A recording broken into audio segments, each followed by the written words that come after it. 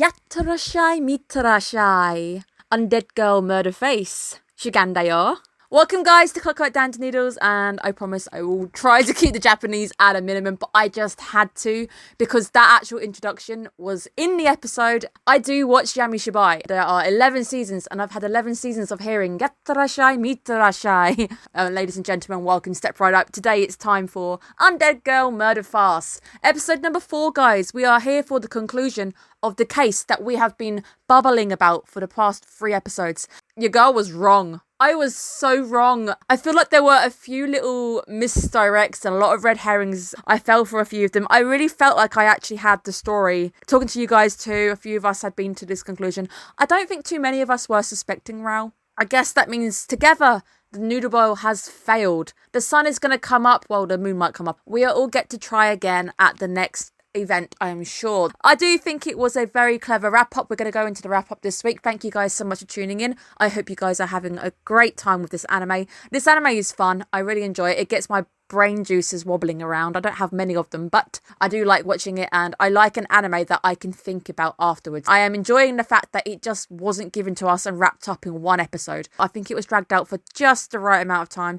The fight sequence at the end was a fantastic ride because you just get a hand-to-hand bit of combat. When you're watching a lot of OP animes, I've been watching One Piece. We're in the middle of a fight against Kaido, so I'm used to seeing extremely big, powerful fights. Just to see a bit of hand-to-hand combat for me is refreshing. Do make sure you guys are subscribed. In about 2 weeks' time, we're going to have my midway review, top 3 OPs, EDs, and current standing of animes, which is going to be fun because I'm having a great time with this season, despite the fact I'm probably uninterested in about half of the shows that I picked up. The animes that are pulling their weight are making up for that loss. I am now needing to cosplay Shizuka with Aya and her head in the cage. I really want to do it. I'm going to make it happen. I really did appreciate the use of the house map to actually give us a visualization of who was where, and I didn't realize how close Claude was to the room. Seeing Alfred down in the basement started to make me realize very early on that I might have been a little bit wrong. They both also had no alibis, so it could have been wrong regardless. We start getting quite a few rug pulls. We eliminate a lot of the things that I had based a lot of my theories on. Number 1, the murder weapon was wrong. The stake was a red herring. We needed the stake because he wanted the sheath. A lot of my theory was based around the idea that they couldn't hold it. Raoul goes to pick it up and it burns his fingers. The whole finger thing, that threw me for a loop. The little bits of details being told how cold it gets outside, because I think when they're outside, Goddard says if you're not careful you will freeze to death. That allows us to freeze a bit of water should we need it. The second red herring was the bottle on the floor. Somebody clearly wanted to stage this as a murder.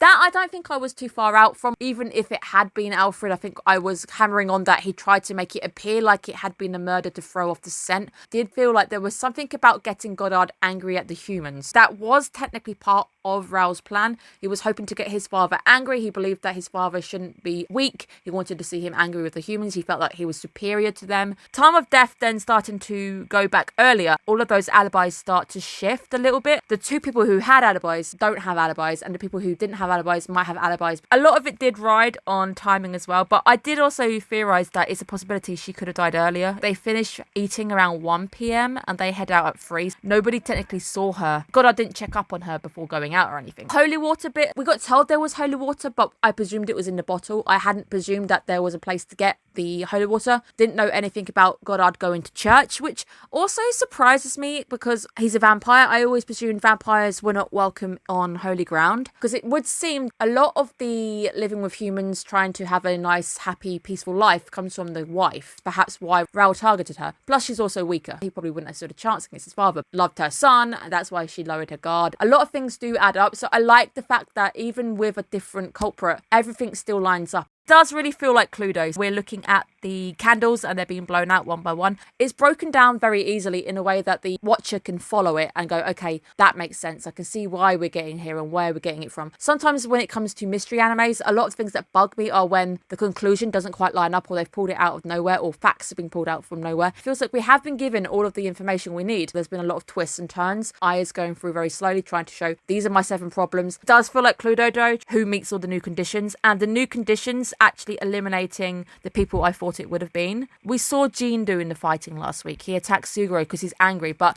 I did conclude that he was just angry because he'd been insulted like that. You dare think I killed my own mother. I am angry at you. I think you're a con man anyway. Raul, he had a bit of an attitude, but he did seem like the bratty younger child, so I wasn't really thinking anything of it. I didn't really consider Raul at the time because I thought he had an alibi, and plus we see him go hunting. I guess the first thing we technically see for that episode was him on the ground, initially looking at fungus is what his father says. The first people we see are Goddard and Raul. You know quite quickly that it's not Goddard. We did technically see the culprit very fast. It was one of the first things that they actually showed us on screen. Kudos to the anime, I didn't pick up on that whatsoever. Let's talk about the finger thing.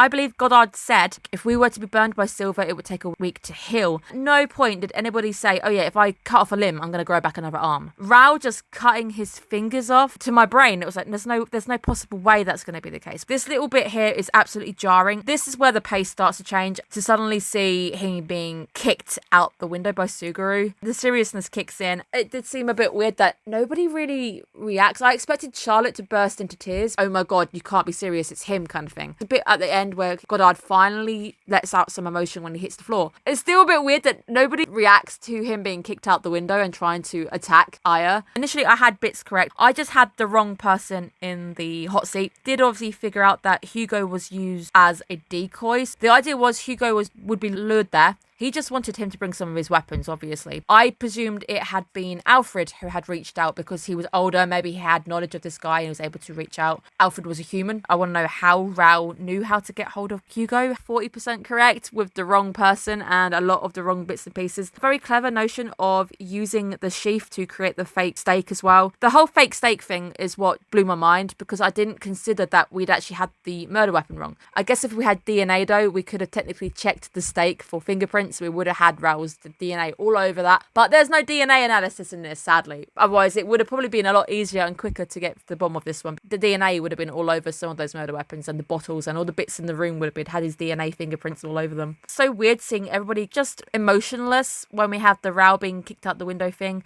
Charlotte not bursting into tears, which all the way through, I've been actually feeling so bad for Charlotte because she's a young girl. She's clearly upset because her mum's just died. You're dragging her in. You've actually made her sit through the interrogation, despite the fact it's clear that she never suspected Charlotte or anything. Charlotte didn't have to listen to that. She was stabbed in her heart. She's a kid. She doesn't need to hear that. Love the next sequence when Aya leaves it to the headliner and we get the Yatarashai Mitarashai line all the way through that. The vocal acting for the two, Aya and Suguru, really like it. Aya is fantastic. I love her range, but Suguru as well, especially in episode 1, him actually performing those lines in a very theatrical style. Really enjoyed that. And now seeing him doing the same thing with the fight, he introduces it like this is the headline, this is the new fight, bringing it back round because up until this point Suguru's just been there to add a bit of comic relief. Now Suguru gets to take the stage and you can see why the pairing works. Aya gets to try and work out all the details. She's the mastermind. He's the brutal force behind the ill to try and deal with anything dangerous that comes out of it. Goddard collapsing to the floor actually broke me a little bit. I've really enjoyed the character. I thought it's a really nice design. He's actually just broken at this point. Metaphor of seeing the ceramic break. His reality is crumbling once again. Everything's falling apart and you can see how sad he is. I really thought we were making progress. He's lost a lot of family members. He's now just lost a wife. He also loses a son in the same night. He seems like a really nice guy. He literally seems to try his best. He signed the peace treaty and was going to church, have peace when the world wouldn't allow him to have peace. Him learning as well that it's a family member who did it. That is going to be insane to actually come to terms with. I really hope there's vampire counselling in this anime because that guy needs it. So I feel really sad for the whole family. Jean holding his sister at the end, that got me as well, having to comfort her, and he doesn't exactly look happy. I wasn't really expecting it to be a family member because for me, I couldn't figure out a motive why a family member would want to hurt her because I couldn't see anybody actually hating her. The anime's done a fantastic job of throwing multiple details in, even real life cases. I watch a lot of true crime podcasts. I can see sometimes in real life cases where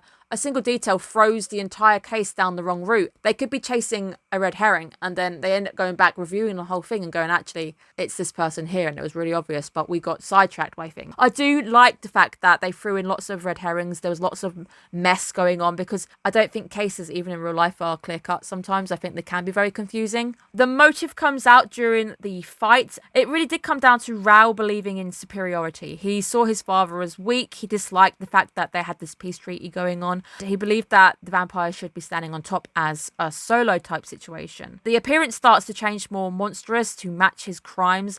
I like the fact that he starts to appear more inhuman because what he's done is disgusting. A family member, you've attacked your own mother. He also was hoping to enrage his father with the axe, so he was also trying to get a really negative response. He doesn't seem to also feel remorse as well, which I think is sad. I did initially feel bad that we were going to go for an eye resolution. Saw that he really didn't have any remorse. He even goes as far as saying he'd killed the whole family.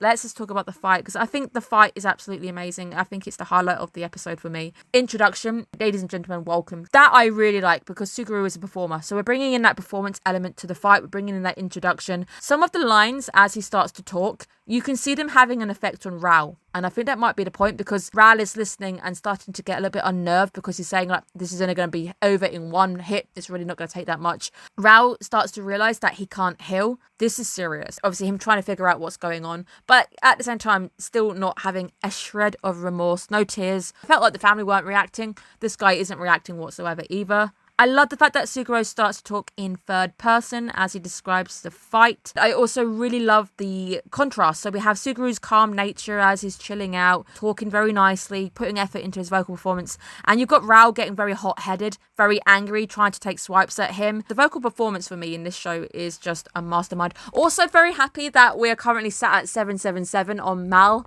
Very happy that the score has jumped because I do think that this anime is a hidden gem. I think the writing is great. I think the performance is great.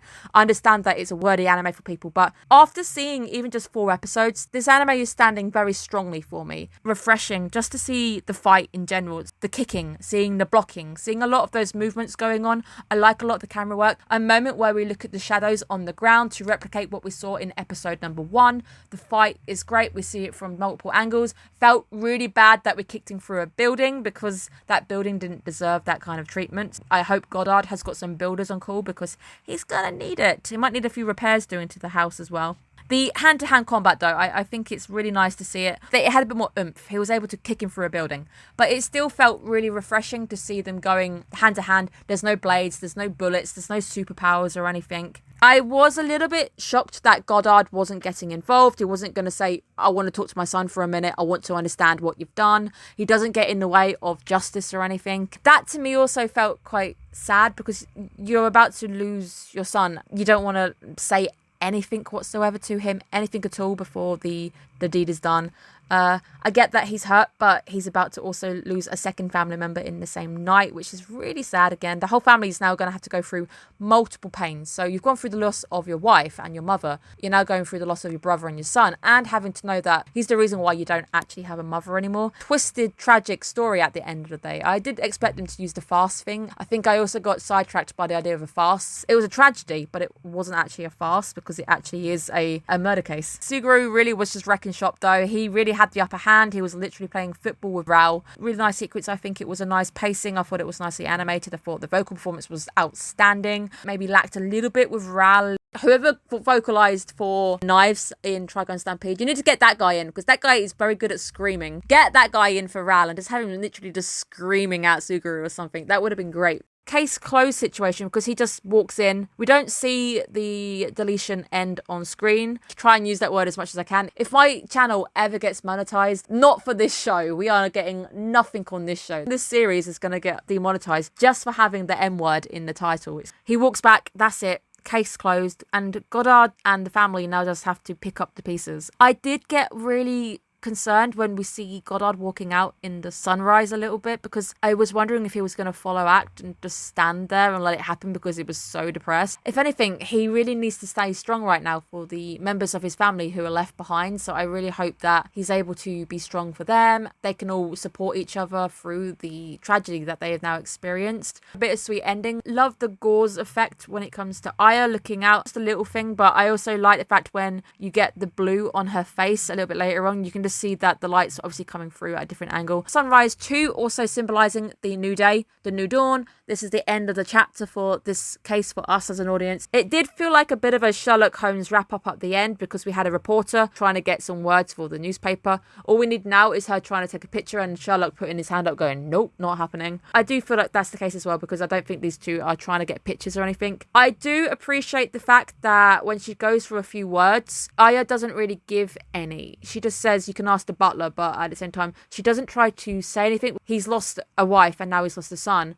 And then the reporter's like, oh, that's tragic, because she realises the situation is heavy. So she doesn't go into unnecessary details. She doesn't throw him in under the bus or anything. It's best to leave it. It's a tragedy. You don't need to go in any further than that. I appreciate this. But I did feel really bad with him just holding her, walking out in the sun a little bit. I was like, don't do it. I do like the fact that Aya tries to give him some hope in her words at the end. The sun might be coming up, but you know the night's going to follow. Essentially saying that the next day is going to come and you can try again and again. You might be feeling rubbish right now. Things didn't work out, your reputation's taken a hit, but you are able to rebuild it. You've also got eternity on your side, as long as you need to put your reputation back where it should be. I do believe if the humans found out about what happened, they wouldn't really have a reason to be angry at Goddard. A member of your family has done something wrong. I don't see it being any of his fault. Obviously, I don't know what the childhood's been like. I don't know how they're brought up. I know a lot of times a person who has committed a crime like this, they often have reasons like their upbringing, the environment, or sometimes it's psychological stuff. I don't know enough about this case. The case might be closed, but I don't feel happy about it. Let's start to move the plot a little bit further now, going into the Moriarty stuff. Apparently Moriarty has visited Goddard. Initially I didn't know why he would have visited him and whether he knew about the murder or what he thought. Knowing how smart Moriarty is, he probably knew exactly who it was anyway. Love the fact that the conversation is cut short by the scream of pain. Shizuka actually deals a blow to Suguru. Ending the conversation, absolutely laughed when I heard the word bumpy road of terror. That basically is my drive to work. If you're not in the UK, you're not going to understand this. Since COVID, since lockdown, the roads have just got worse and worse and worse in the UK. There's potholes everywhere. A lot of my friends having tyre issues. I got a nail in my tyre. That really sucked. That was painfully expensive as well. The roads and potholes around here, awful. So I really do vibe with the whole road to terror type thing because every day I go to work and it's bumpy as hell. Terrible pun at the end. Oh my, oh dear. You know, bad luck comes in threes. Oh, and then Goddard. And I think it's actually a pun on the Japanese on that one. Suguru, you deserve to be left behind for that pun. Poor Goddard's pain has just become a pun to you. You can walk the road of terror. I don't care. You don't deserve it. Let's talk about the final sequence where we see Frankenstein and Moriarty and his gang. Starting to give you a hint that Moriarty is working with a band of supernatural beings. Don't know what he wants. Don't know why he's collecting a band of supernatural beings. Frankenstein is there. There seems to be a vampire there. Couldn't make out the other person sat next to it. Don't know enough details just yet. But he does state that Arsene Lupin is going to be an obstacle to him, the gentleman thief. I'm excited to meet him because I think he could be a possible ally in a way that I'm really going to enjoy. He's technically a Robin Hood character where he's a gentleman thief. He's bad to the rich, but good to the poor. I can see him really getting on with Suguru, and I'm really excited to meet him. He is the blonde character having the rooftop fight in the OPs. Go and have a little look. And he did say the Phantom is obviously working with him. You guys know what that means. The Phantom of the Opera is like my thing. I cosplayed Red Death. I've cosplayed Christine. I am a huge Phantom of the Opera fan. So excited for the Phantom of the Opera. I am going to be judging that performance. I'm going to judge that portrayal of the Phantom. Cannot wait. I really hope he's called Eric. Phantom of the Opera's name is actually Eric. I'm expecting to go hard when it comes to the Phantom of the Opera stuff. Thank you guys so much. The case is closed. Are you guys shocked? What did you think about the conclusion? Most of us got it wrong, so we can at least now be wrong together as we look forward to the next case. Where we're going to go, I can't wait. I'm very excited to see where the plot goes. This anime has me hyped. That, along with things like the zombie breakdowns we're doing, really enjoying this season, despite the fact I didn't think I would. I was really worried that it would be boring. There'd be two things going on. That's why we have Clockwork Rewind as well. just because I needed something to fill the gaps in, but I'm having so much fun. For Clockwork Rewind this week, it is going to be looking at Deaf Billiards. Yes, that means it's going to be like the first movie we do. It's a short movie anyway, it's like half an hour long, so it doesn't count. We're talking about Deaf Billiards, the prequel to Death Parade. Everybody loves Death Parade, but very little people I talk to have actually seen Deaf Billiards, which is actually the prequel. Huge Deccan fan over here. Cannot wait to see my boy and go through it with you guys. Thank you guys so much. I look forward to breaking that anime down with you. And if I don't see you in that video, see you next week, guys. Bye bye.